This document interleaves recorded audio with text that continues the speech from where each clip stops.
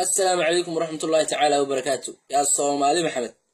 مدحا idinka wada salaama kulligiin qaar laakiin wax ma garataa aan salaamin ma fahanteen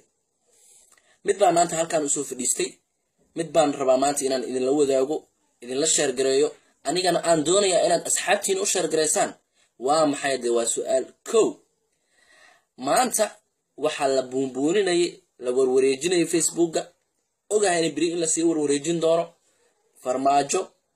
oo la dhahayo Kenyaatigu u sujuuday farmaajo oo la dhahayo Kenyaatigu u sujuuday xasan sheekha hadda koor u sujuuday ala dhahay haddana hadda waxa la leeyahay farmaajo u sujuuday waa been waa propaganda waa tuugnimo iyo qayaali iyo xumaan iyo shar ee wadaan dadka Facebook-ga magac kale ugu horeeya Cabduqaadir Boos runta la soo sheegay waxaan rabaa inaan haddana idin tuso fiidiyogaas oo adinka ila arki doontaan fiidiyogaas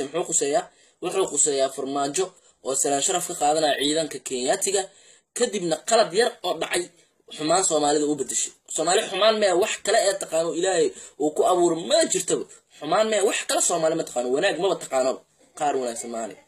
fiidiyogaas daawad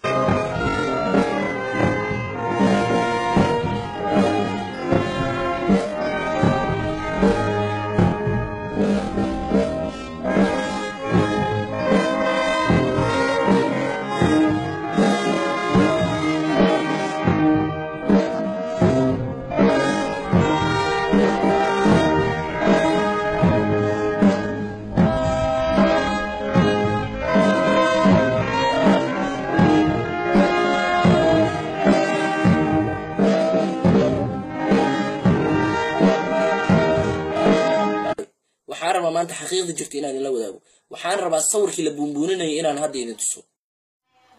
waa kan sawirkii la dhahay madaxweynaha uu u sujuuday Kenyaatiga waa been indhacad